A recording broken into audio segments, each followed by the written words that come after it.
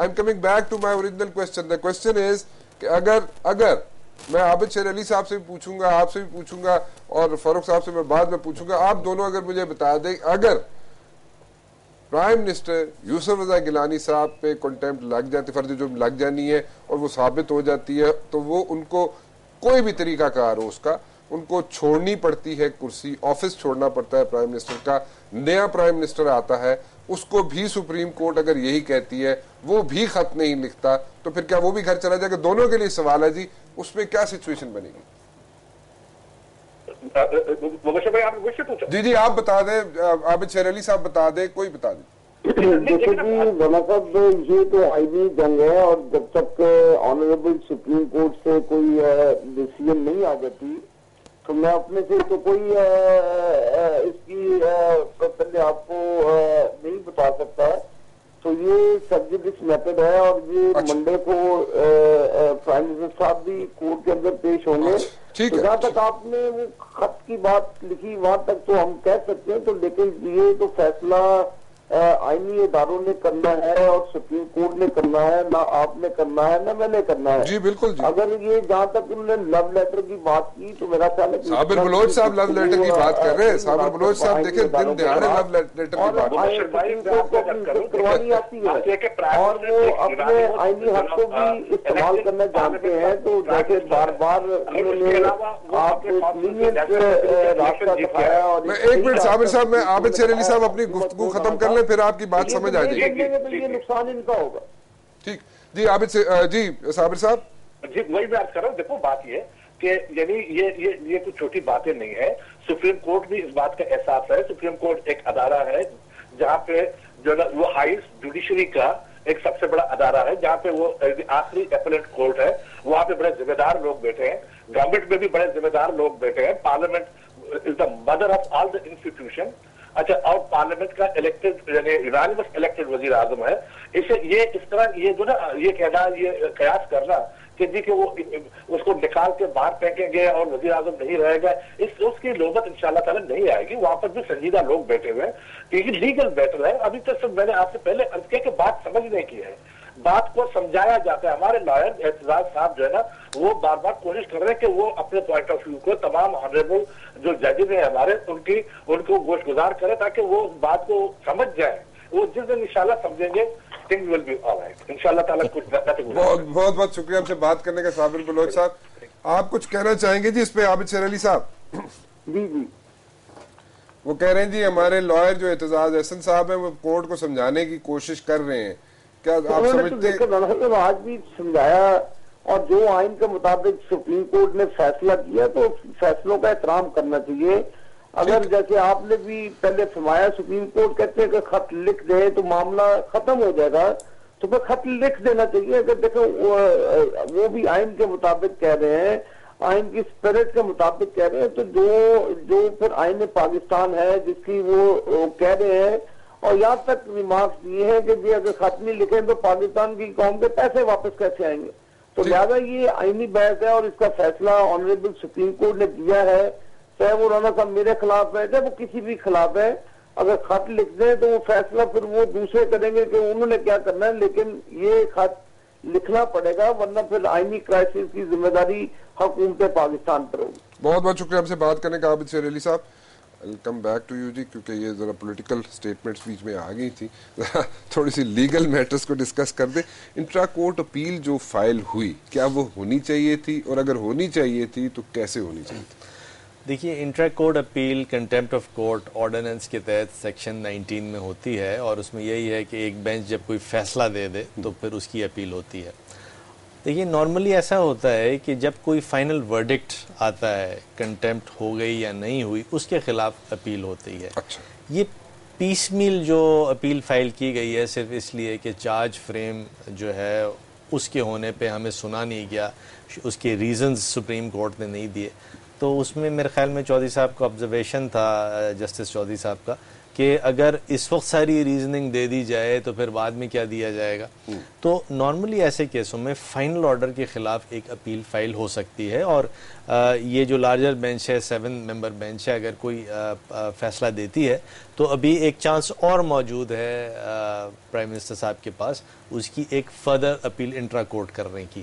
تو اس وقت جو اپیل کی گئی تھی شاید غلط, مطلب میں اب اتنے بڑے وکیل ہیں, میں تو نہیں کہوں گا غلط تھی, لیکن میں ایڈوائز نہیں کرتا. اگر آپ ان کی جگہ ہوتے تو آپ نہ کرتے, میں نہیں کرتا, آپ ایڈوائز نہ کرتے اپنے کلائنٹ کو کہ آپ انٹرا کورٹ اپیل کریں اور اس آرڈر کے خلاف, اس آرڈر کے فائنل تو جو آرڈر ہے تو فائنل کے خلاف کریں, اس آرڈر کے خلاف نہیں ہونی چاہیے تھی انٹرا کورٹ اپیل. ٹھیک, اگر آرڈر آ جاتا ہے, کوئی بھی آرڈر آتا ہے, 13 کو چارجز فریم ہو جاتے ہیں, اس کے بعد کوئی آرڈر آتا ہے, کہا جاتا ہے کہ جی آپ کنٹیمپٹ آف کورٹ کی آپ نے پرائم منسٹر صاحب, تو اس کے کانسیکوینسز کیا ہوں گے, پھر پرائم منسٹر کہاں کھڑے ہوں گے؟ آرٹیکل 63(1)G ہے جس میں یہ لکھا ہے کہ کوئی بھی اگر ریڈیکیول کرے گا سپیریئر کورٹس کو تو وہ ڈسکوالیفائی ہو جائے گا, اور کنٹیمپٹ آف کورٹ دراصل ریڈیکیولنگ میں بھی آتا ہے.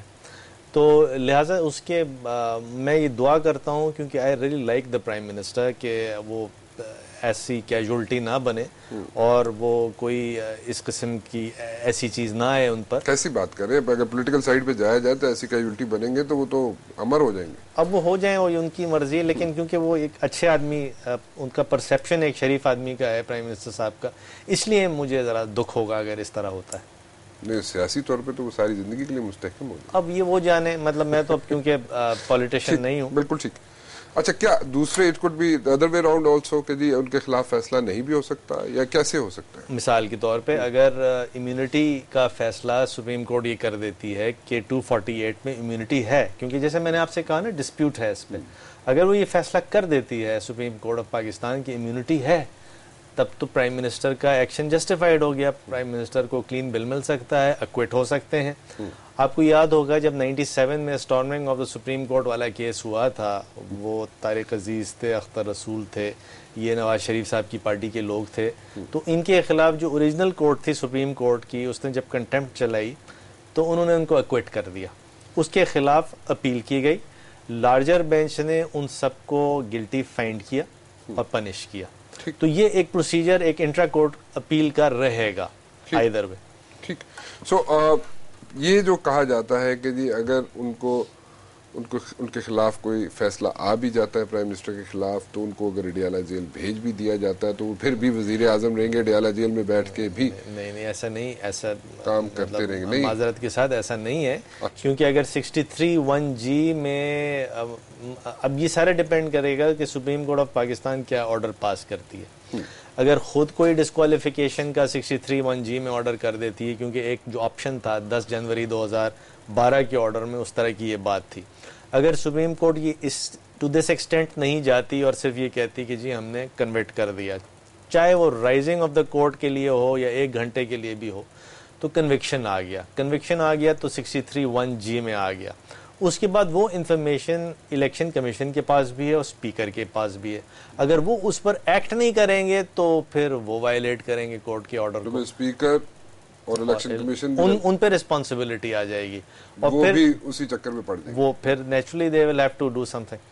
Okay, so it's like it's not that easy. نہیں, اٹس ناٹ دیٹ. ٹھیک ہے, کہ یہ کہا جائے کہ پرائم منسٹر اگر ان کے خلاف کوئی فیصلہ آتا ہے تو وہ اڈیالہ جیل میں جا کے بیٹھ کے بھی پرائم منسٹر سے دیکھیے, اڈیالہ جیل والی تو بات ایسے بھی نہیں آئے گی, کیونکہ آرٹیکل 45 کے تحت صدر صاحب معافی دے سکتے ہیں سینٹنس کی. اچھا, تو اڈیالہ جیل تو ایشو ہے نہیں, وہ خامخواہ کہا جا رہا ہے, وہ تو ایسا کچھ بھی ہوگا تو صدر صاحب معافی دے سکتے ہیں. اچھا, اس سارے کیس میں سارے اگر سپریم کورٹ انہیں کنوکٹ بھی کر دیتی ہے وزیر اعظم کو, سپریم کورٹ کہتی ہے جی کہ آپ نے کنٹیمپٹ آف کورٹ کیا یہ وہ, تو اگر صدر مملکت انہیں بیل آؤٹ کر دیتے ہیں, معافی دیں گے نا سینٹنس کی, کنوکشن کی نہیں دے سکتے. وہ آرٹیکل 45 کی لینگویج یہ ہے کہ معافی ہو سکتی ہے لیکن سینٹنس کی, ناٹ فار کنوکشن. کنوکشن کی نہیں ہو سکتی. تو اگر کنوکشن آ جائے تو پھر وہ وزارت میں نہیں رہ سکتے, آفس میں نہیں رہ سکتے, ڈسکوالیفیکیشن آ سکتی ہے, اللہ نہ کرے, میں تو دعا کروں گا ایسا نہ ہو. We just talking about the rules and regulations, we are not seeing کہ پرائم منسٹر کو گھر چلا جانا چاہیے, ہم یہ نہیں کہہ رہے, ہم تو صرف بات کر رہے ہیں. اچھا, دوسرے وزیر اعظم آتے ہیں, پھر سپریم کورٹ ان کو کہے گی جی خط لکھو. سپریم کورٹ کہے گی نہیں، وہ ججمنٹ سپریم کورٹ کا آٹومیٹکلی ان پر بائنڈنگ ہے. آرٹیکل 189 ہے کانسٹیٹیوشن کا، اس کے حساب سے آٹومیٹکلی ان پر بائنڈنگ ہے. تو یہ نہیں ہے کہ سپریم کورٹ دوبارہ ان کو کہے گی. تو جو بھی نیا انکمبنٹ آئے گا، پرائم منسٹر آئے گا، خورشید شاہ صاحب آتے ہیں، پرویز الہی صاحب آتے ہیں، یا ایکس وائی زیڈ جو بھی آتے ہیں، تو ان کو بھی پھر یہی کرنا پڑے گا. وہ نہیں کریں گے تو پھر وہ بھی کیجولٹی بن سکتے ہیں اسی طرح. سو اس طرح پرائم منسٹر چینج ہوتا جائے گا unless and until supreme court of Pakistan article 187 اور آرٹیکل 190 کے حساب سے کسی کمیشن کی ڈیوٹی لگا دے کہ آپ لیٹر لکھ دیں. اچھا، یہ لیٹر لکھنا، اس کا ایک ڈیڈ لائن بھی ہے، ٹھیک ہے؟ بڑے مشکل سوالات کر رہے ہیں. آخری سوال کرو، آخری ایک ڈیڈ لائن ہے، اگر وہ میٹ نہیں ہوتی اس کے بعد تو خط لکھا جائے نہ لکھا جائے پھر تو کوئی فرق نہیں پڑتا نا. دیکھیے ایسا ہے کہ جہاں جہاں کامن لا جورسڈکشن ہے، انگلینڈ ہے، پاکستان ہے، انڈیا ہے، امریکہ میں بھی کامن لا ہے لیکن میں اس کی اگزامپل نہیں دے رہا. اچھا، اس میں یہ ہے کہ کرمنل لا یعنی جو کرائم ہے وہ ٹائم بارڈ نہیں ہوتا. ٹھیک ہے. سول لائبلٹی یا رائٹس ٹائم بارڈ ہو جاتے ہیں.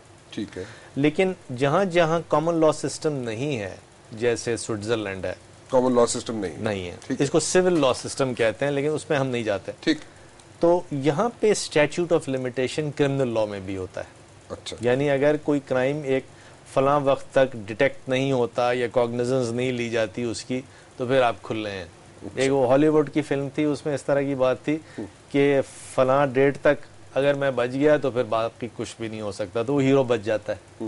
تو کون سی فلم ہے جی؟ دکھائیں ذرا. اس میں وہ کو خزانہ وغیرہ ملتا ہے، تو اس کے بارے میں وہ امریکہ کی ایک اسٹیٹ ہے، اس میں یہ سارے پوری ولیج جو ہے وہ مل جاتا ہے. وہ کہتا ہے کہ جناب فلاں ڈیٹ تک اگر ہم بچ گئے تو پھر یہ خزانہ بھی ہمارا ہے اور کوئی کرمنل لائبلٹی بھی نہیں. بڑی زوم میں نہیں باتیں کر رہے ہیں آپ.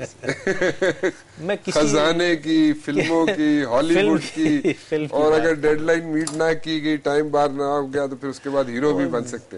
جی آپ زوم آئینے تو ہالی ووڈ کی مووی کب بنی تھی؟ پاکستان پہ ہی بنی تھی؟ نہیں یہ پاکستان پہ نہیں بنی تھی، سینیریو پہ بنی. نہیں یہ سینیریو میں تو جی. اچھا، تو اگر اس تک نہیں لکھا جاتا تو وہ what is the deadline? اچھا، وہ ڈیڈ لائن جو ہے اب نیچرلی وہ تو سوئٹزرلینڈ کا کوئی ماہر قانون آپ کو اسپیسیفکلی بتائے گا، لیکن میرے حساب سے آئی تھنک یہ اینڈ آف مارچ یا بگننگ آف اپریل ہوگی یا مڈ اپریل آپ کہہ لیں.